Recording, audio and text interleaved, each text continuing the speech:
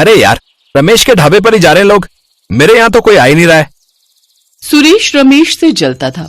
रमेश अच्छा खाना बनाता था, उसका ढाबा अच्छा चलता था, वो अच्छे दिल का भी था, गरीब लोगों को मुफ्त में खाना खिलाता था। रमेश और सुरेश के पिता नदी किनारे एक ढाबा चलाते थे। रमेश बचपन से ही अच्छे दिल का था और सुरेश बचपन से ही रमेश से चलता था। दोनों भाइयों के बीच में कभी नहीं बनी। दोनों बड़े हुए और एक दिन उनके पिता इस दुनिया को छोड़कर चले गए। उस दिन रमेश ने सुरेश से कहा, भाई, बाबा का सपना था कि हम दोनों एक साथ मिलजुल कर रहें। अब से हम दोनों एक साथ बाबा का ढाबा चलाएंगे। लेकिन ये भाईचारे वाली बातें सुरेश को कहाँ पचने वाली थी। उसने कहा, नहीं, मुझे तेरे साथ ढाबा नहीं चलाना। ढाबे के 2 हिस्से होंगे, तू तेरा देख ले और मैं मेरा देख लूंगा, समझा? रमेश ने और बात नहीं बढ़ाया। ढाबे के 2 हिस्से किए गए। एक हिस्सा रमेश ने लिया और दूसरा हिस्सा सुरेश के पास चला गया। रमेश ने एक नाव खरीदी। मैं हर रोज नाव लेकर नदी से मछली पकड़ने जाऊंगा और अपने ग्राहकों को ताजी मछली खिलाऊंगा। रमेश ने चिंटू को काम पर रखा और सुरेश ने बिट्टू को। बिट्टू ने सुरेश से कहा, उस्ताद, क्या कर रहे हो?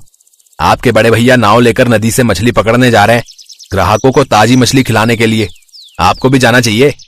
चुप कर, मुझे ज्ञान झाड़ने की जरूरत नहीं है, समझा? कौन इतना काम करेगा? मैंने मछली वालों से बात कर ली है, वो मुझे हर शाम को मछली देकर जाएगा। हर शाम?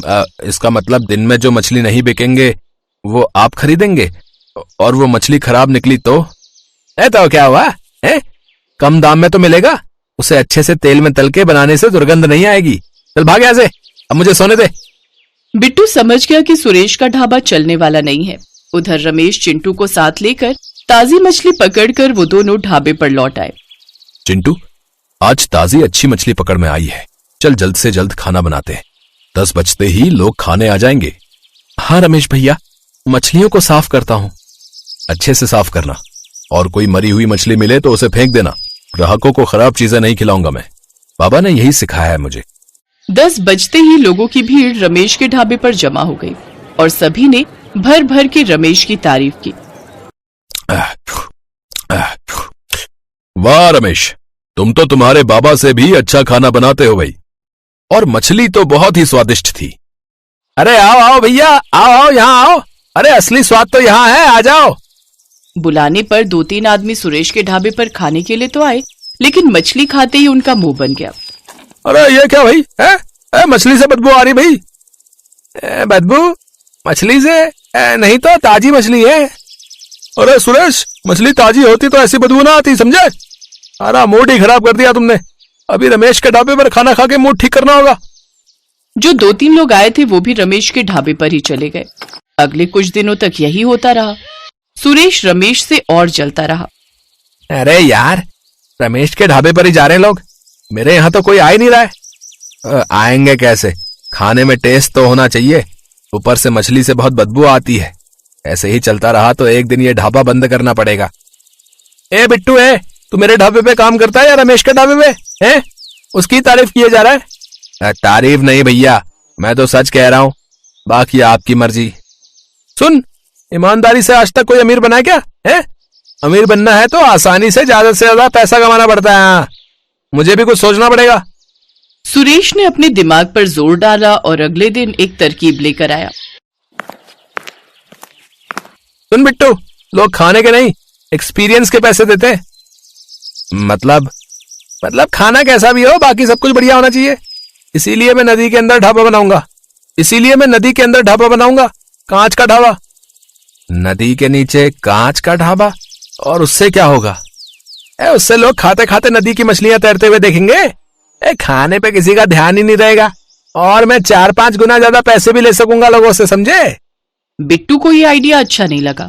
उसने मन ही मन सोचा, पता नहीं ये क्या कर रहे हैं, इसमें कितना रिस्क है। कांच टूट गया तो लोगों का क्या होगा? फिर तो मुझे भी जेल जाना पड़ेगा। लेकिन बिट्टू के पास और कोई काम नहीं था, इसीलिए उसने कुछ नहीं कहा। सुरेश ने नदी के नीचे ढाबा बनाने के लिए अपना घर गिरवी रख दिया और रातों रात अच्छे कारीगर लाकर नदी के नीचे खुदाई करके कांच का ढाबा बना डाला। ये करते हुए उसके बहुत सारे पैसे खर्च हो गए। ये कुछ नया था, इसीलिए लोग उस ढाबे पर जाने भी लगे। ये क्या सुरेश, मछली भात 400 रुपए? ये तो खुलेआम डकैती है भाई। अरे चाचा, स्पेशल ढाबे पर नदी के नीचे बैठ के खाना खाओगे तो पैसा तो देना पड़ेगा ना। खाने का दाम बहुत ज्यादा था, लेकिन फिर भी लोग उसी ढाबे पर जा रहे थे। रमेश के ढाबे पर लोगों ने जाना बंद ही कर दिया। ऐसे कुछ दिन तो बीत गए। एक दिन एक साथ 40 लोग कांच के ढाबे के अंदर घुस गए। प्रेशर डबल हो गया और कांच टूट गया। ढाबे के अंदर पानी आ गया और लोग उसमें फंस गए। अरे अरे बचाओ बचाओ, अरे कोई तो बचाओ। ये क्या हो रहा है अचानक से? जरूर कुछ गड़बड़ है। चिंटू चल मेरे साथ। वो एक एक करके सभी को बाहर निकालने लगा। अंत में रमेश ने सुरेश और बिट्टू को बचाया। किनारे पर आते ही बिट्टू ने गुस्से में कहा, मैंने कहा था ना कि मत करो ये सब। एक साथ 40 लोगों को अंदर घुसा लिया। तुम बहुत लालची हो, मुझे तुम्हारे साथ काम नहीं करना। सभी ने सुरेश को बहुत मारा और फिर उसे पुलिस के हवाले कर दिया। सुरेश का घर गिरवी था, उसका ढाबा भी चला गया और घर भी उसे वापस नहीं मिला। वो अपने लालच के कारण बर्बाद हो गया। बिरजू एक शुद्ध शाकाहारी ढाबा चलाता था। पहले वो ढाबा उसके पिता मोहन चलाते थे और बहुत सारे लोग ढाबे पर खाने के लिए आते थे। वहां से 5 मिनट की दूरी पर एक बहुत बड़ा शिव मंदिर था। लोग मंदिर में पूजा के बाद ढाबे पर खाने के लिए आते थे। अरे मोहन भाई, रोटी और भिंडी मसाला देना। हाँ मालिक, बैठ तो जाइए। स्पेशल भिंडी मसाला दे रहा हूँ, रोटी के साथ मस्त लगेगा। पता है भाई, तुम्हारे भिंडी मसाले के लिए तो आता हूँ यहाँ। क्या भिंडी बनाते हो तुम? बिरजू तब छोटा था और ढाबा चलाने में अपने पिता की मदद करता था, लेकिन बिरजू को खाना बनाने का कोई शौक नहीं था। उसे मिट्टी से खेलना पसंद था। वो पत्थर से घर बनाता था। उस वजह से मोहन उसे डांटता भी था। उसके बाद बहुत दिन बीत गए। बिरजू बड़ा हो गया, मोहन बीमार पड़ गया। बिरजू की शादी हो गई और उसको एक बेटा भी हो गया। उसका बेटा 10 साल का हुआ तब मोहन का देहांत हो गया। जाने से पहले मोहन ने बिरजू से कहा, बेटा बिरजू, वो ढाबा मेरी जान है, उसे बंद मत होने देना। आप चिंता मत कीजिए पिताजी, आपका ढाबा कभी बंद नहीं होगा, ये मेरा वादा है। और उसके बाद मोहन ने आखिरी सांस ले ली। अपने मरते हुए पिता से बिरजू ने वादा कर दिया था। अब उसे वादा निभाना ही था। लेकिन उसे एक चीज ठीक से नहीं आती थी और वो है खाना बनाना। ढाबे पर लोग खाना खाने के लिए तो आते हैं, लेकिन बिरजू के हाथ में वो बात नहीं थी। बिरजू भाई, बड़ा दुख हुआ मोहन भाई के बारे में सुनकर। अब क्या ही कर सकते हैं, रोटी और भिंडी मसाला देना 1 प्लेट। हाँ मालिक, मैं अभी लाता हूँ। बिरजू रोटी और भिंडी मसाला लाकर उस आदमी के सामने रख देता है, लेकिन खाते ही उस आदमी का मुंह बन गया। अरे ये क्या है, इस भिंडी मसाले में तो टेस्ट ही नहीं है। किसने बनाया है ये? जी मैंने बनाया है। क्या यार बिरजू भाई, इस भिंडी मसाले में वो बात ही नहीं है। अपने बाप से कुछ भी नहीं सीखा क्या? अब मैं यहाँ कभी नहीं आऊंगा। अरे रुक जाइए मालिक। लेकिन वो आदमी नहीं रुका। धीरे धीरे ढाबा खाली हो गया। निराश होकर बिरजू घर चला आया। उसकी पत्नी सरला ने पूछा, क्या बात है, दुखी क्यों लग रहे हो? क्या करूं सरला, मैं पिताजी के जैसा भिंडी मसाला नहीं बना सकता। तुम मुझे सिखा सकती हो? वो तो मैं भी नहीं बना सकती उनके जैसा। एक वही थे, अब क्या होगा? पता नहीं, मुझे कुछ समझ नहीं आ रहा है। लेकिन बिरजू की जानी दुश्मन राघव को बहुत कुछ समझ आ रहा था। राघव बिरजू का चचेरा भाई था। राघव ने जैसे ही देखा कि सब लोग बिरजू का ढाबा छोड़कर जा रहे हैं, वैसे ही उसने अपने पिता को ये बात बता दी। मनोहर बहुत खुश हुआ। वाह बेटा वाह, क्या खुशखबरी लाया है तू। अब बारी है उन्हें मजा चखाने की। अब हम उसी के ढाबे के सामने हमारा रेस्टोरेंट बनाएंगे।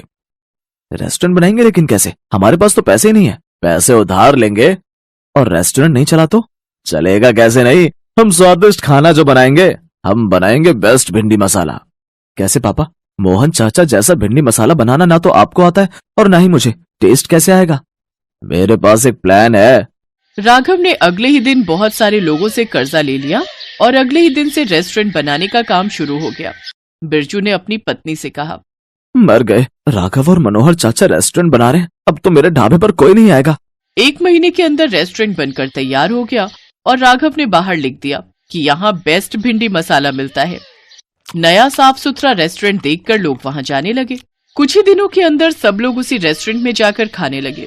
जो बचे खुचे लोग ढाबे पर आते भी थे, वो भी जाते वक्त बिरजू को 2-4 बातें सुनाकर जाते थे। अब बिरजू कैसे कहता कि उसे खाना बनाने का कभी कोई मन ही नहीं था। उसे तो पत्थरों से खेलना पसंद था।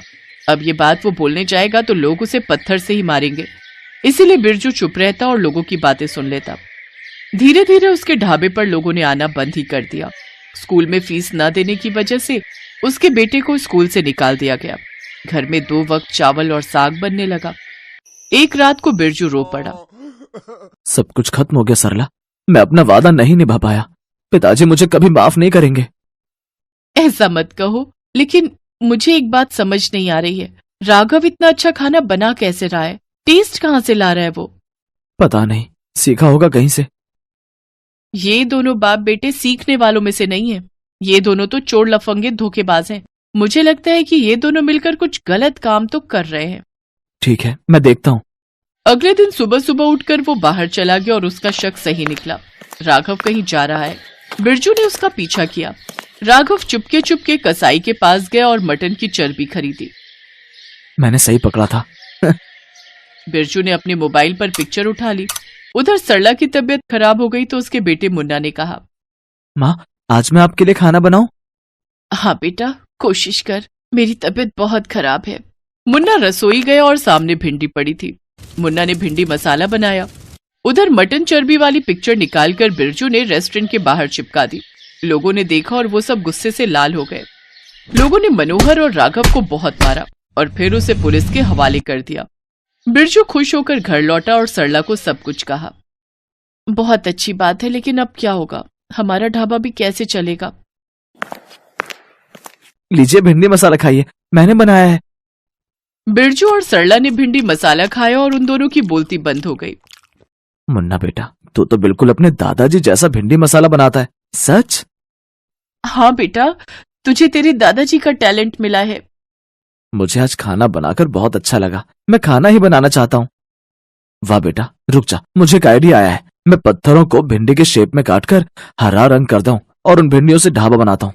लोगों को देखकर ही लगेगा कि ये शुद्ध शाकाहारी ढाबा है। वाह पापा, हम दोनों बाप बेटा मिलकर भिंडी ढाबा चलाएंगे। और फिर क्या था?